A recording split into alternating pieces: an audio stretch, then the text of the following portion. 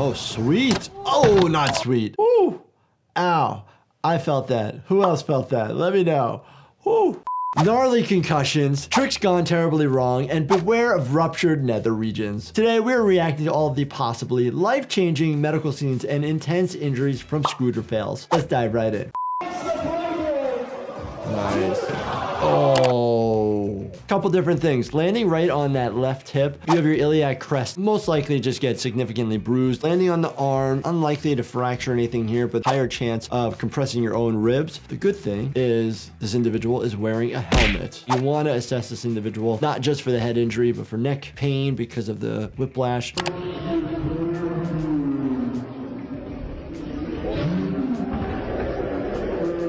Sometimes you can actually cause a fracture of your vertebrae just by cranking it back too far. What we get worried about when somebody has head injury, are they nauseous? Are they vomiting? Are they unconscious? Are they quite altered? Do they have any focal neurologic deficit? These are all big things that are big red flags that are like, we should get somebody to the hospital. I want someone to take me to the hospital.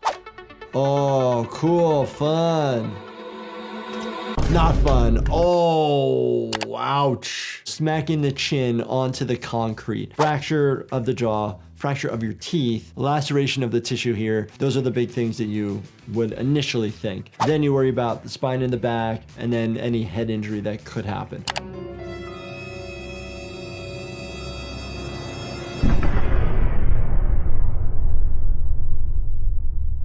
A big thing is we do see people bite the heck out of their own lip. Sometimes we'll even have, if you hit the ground, you'll actually cause enough compression that you injure your teeth on the other side. And so you can snap them, you can avulse them, you can bend them backwards. A lot of things that could happen. Oh, jeez. Oh! Out cold? No. Direct fall onto your face. In the emergency department, we will notice that there are no injuries to the arms, so you did not protect yourself. So this way we have an idea of how much force went all into your face and to your skull. We are unconscious. Double check, make sure they have a pulse, make sure they're breathing. You can let them be in this position if they're stable. You can roll them over onto their side or to their back if you want, but you need to stabilize their spine. Oh, he's flying. We got a loose helmet on, took a bad hit to the back of the head. Brain's gonna slosh front and back, increase the risk of a coup, counter coup injury. The front part of your head, the skull is actually a little bit more dense in that area. Back of the head, most of us can feel that big lump that we got back there. Sides of the head, that's what we really worry about. Oh, still turning over. That's the bad part. Oh, nice. Wow, got super lucky. Not knocked out cold to where they were able to manage the movement of their body. With this type of injury, you can do an internal decapitation. You can injure the spinal cord high up to where it's not compatible with life. Oh. Immediate grab to the right ribs on the lower side there. Could fracture rib, could puncture right through into the liver. Significant amount of bleeding, pain. You can get blood into the abdominal cavity. You can collapse your own lung when you fracture a rib.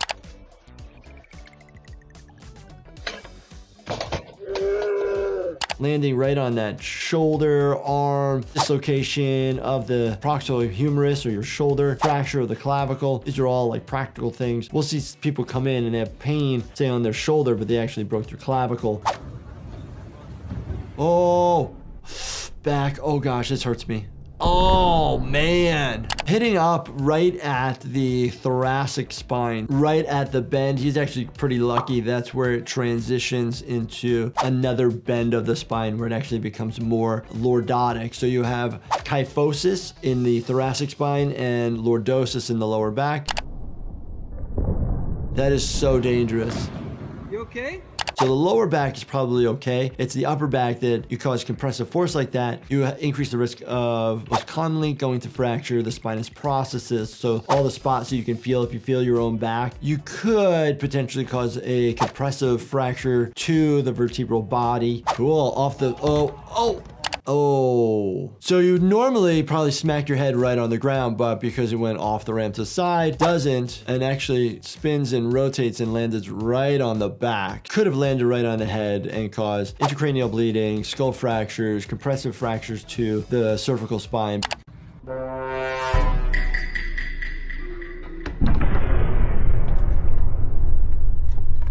slammed right on the back. Back at least has a lot of muscles to protect you, but increase the risk of thoracic or lumbar fracture of the spinous process, transverse processes, or compressive fracture of the vertebral body, all leading to potential injury to the spinal cord. Oh, sweet. Oh, not sweet. Ooh.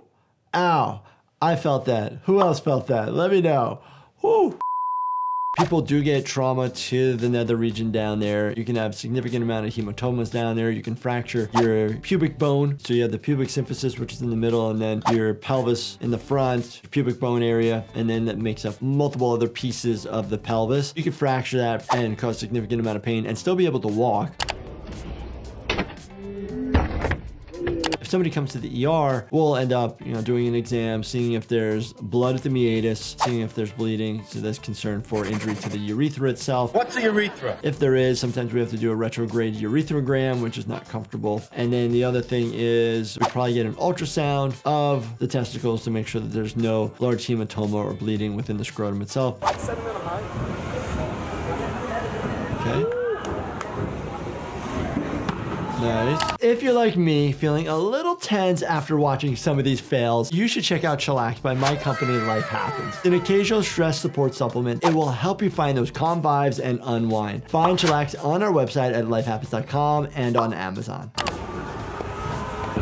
Oh, didn't get knocked out, which is good, but face planted. You can fracture the upper part of your face. It can be a free-floating fracture, something called a Lafort fracture. You can have just an isolated fracture of your nose, cause some nasal bleeding, and then you can actually fracture any of the sinuses.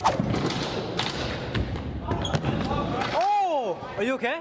The right leg takes all the hits. The ankle gets caught, the knee goes backwards, so it actually hyperextends the other direction. Looks like it's intact, but you can definitely dislocate your knee. But the biggest things you worry about in that area is, did you rupture any of the ligaments? We all know the ACL, the PCL, the LCL, the MCL, right?